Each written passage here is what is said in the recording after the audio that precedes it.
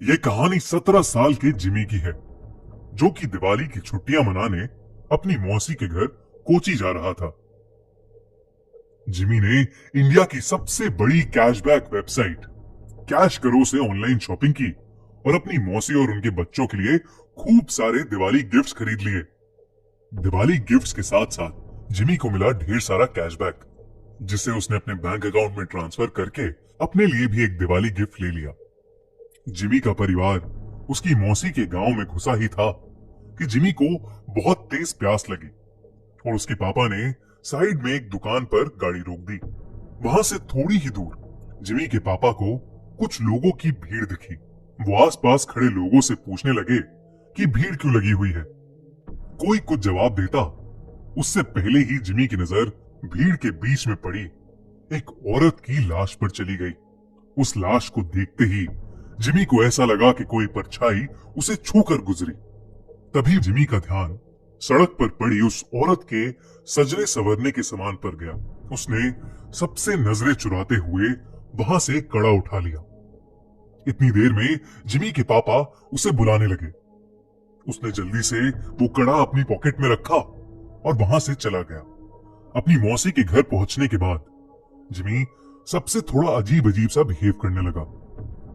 उसके घर वालों को लगा कि वो सड़क पर उस लाश को देखकर बहुत डिस्टर्ब हो गया है, पर जिमी का ध्यान अभी भी उसके पास रखे उस कड़े पर था। वो अपने कमरे में शीशे के सामने उस कड़े को पहन के देखता और मुस्कुराता रहता। एक दिन जब जिमी अपने कमरे में उस कड़े को पहने खड़ा था, तो उसका मन किया कि वो पूरी तरह लड़की बन जाए। वो अपनी कजन रिचा के पास गया और उससे उसके सजने संवरने का सामान मांगने लगा। फिर जिमी अपनी मौसी के कमरे में गया और वहां से उनकी साड़ी और लिपस्टिक उठा के ले आया। वो तैयार हो ही रहा था कि जिमी के पापा उसके कमरे में आ गए। जिमी को देखते ही उसके पापा उसे खूब डांटने लगे। जिमी ने रोते हुए कहा कि वो लड़की बनना चाहता है। ये सुनकर उसके पापा बेहद गुस्से में आ गए और उसे बुरी तरह पीटने लगे और उसका कमरा बाहर से बंद करके चले गए। जिमी अपने कमरे में बैठकर जोर जोर से रोने लगा कि अचानक उसे दीवार पर एक लड़की की परछाई नजर आई। धीरे धीरे वो परछाई उसकी तरफ आने लगी। जिमी वो परछाई देखकर थोड़ा घबरा गया और कमरे का दरवाजा जोर जोर से पीटने लगा, पर किसी ने दरवाजा नहीं खोला। उसने मुड़कर देखा तो वहां कोई नहीं था। फिर उसके बेड के नीचे से एक अजीब सी आवाज आने लगी, मानो कोई जिमी को पुकार रहा हो। जिमी ने जैसे ही बेड के नीचे देखा, वहां उसी औरत की लाश पड़ी थी जो उस दिन जिमी को सड़क पर दिखी थी। वो दिखने में बहुत डरावनी लग रही थी। वो औरत उसकी तरफ रेंगते हुए आई और जिमी में समा गई। जिमी वहीं बेहोश हो गया। अगले दिन से जिमी अजीब तरह से बिहेव करने लगा। वो अपनी मौसी की साड़ी पहने रहता, लड़कियों की तरह सजता और संवरता और सबको बोलता कि अब से उसका नाम लक्ष्मी है। कभी एक पल वो जोर जोर से चिल्लाता और सारा घर सर पर उठा लेता, तो कभी वो एक कोने में दुबक कर बैठ जाता और डरा सा सहमा हुआ रोता रहता। एक दिन रोते रोते उसने अपनी मां से कहा कि वो लक्ष्मी है और उसे हर जगह शैतान नजर आते हैं जो उसे आकर मार देंगे। उसने कहा कि उन शैतानों के पैर उल्टे हैं, दांत खून से सने हुए हैं और लंबे लंबे नाखून हैं जिनसे वो उस पर हमला करना चाहते हैं। जिमी की हालत दिन ब दिन खराब होती जा रही थी, लेकिन वो रोज लक्ष्मी बनकर सजता संवरता और अपना कमरा बंद करके नाचता रहता।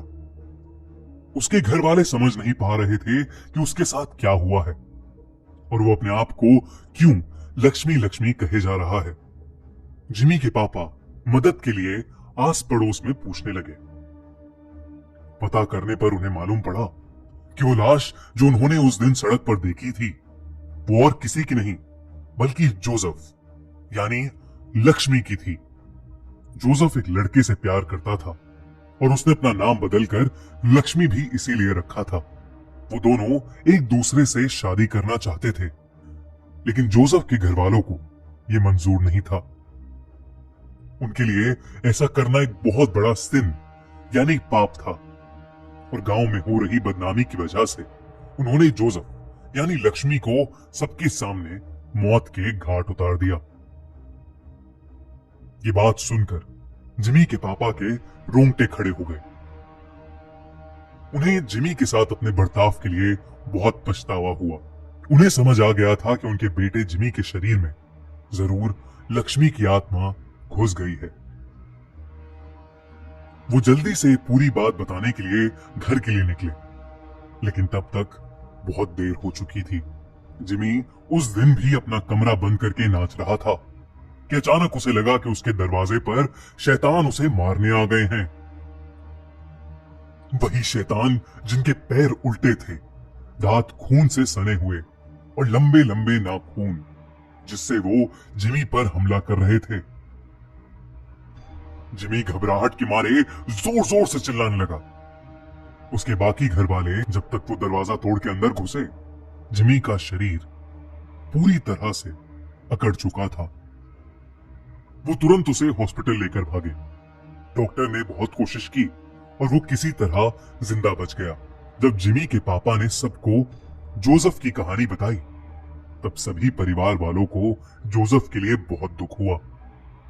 उन्होंने जोसेफ के लिए प्रे किया, और जब उन्हें जिमी के पास वो कड़ा मिला तो उन्होंने वो भी जोसेफ की कब्र के साथ गड़वा दिया। कुछ दिनों बाद जिमी बिल्कुल ठीक हो गया। आज उसे लक्ष्मी के बारे में कुछ भी याद नहीं, लेकिन लक्ष्मी की तरह कई ऐसे लोग हैं जिनको गलत समझा जाता है और उन्हें उनकी चॉइस के लिए सोसाइटी का बहुत बुरा बर्ताव सहना पड़ता है। इनफैक्ट कई लड़कों को लड़कों से प्यार करने के लिए और कई लड़कियों को लड़कियों से प्यार करने के लिए हमारी सोसाइटी के पावरफुल लोग मार डालते हैं। ये कहानी भले ही एक काल्पनिक कहानी है, लेकिन इस कहानी में एक बहुत इंपॉर्टेंट मैसेज छुपा है।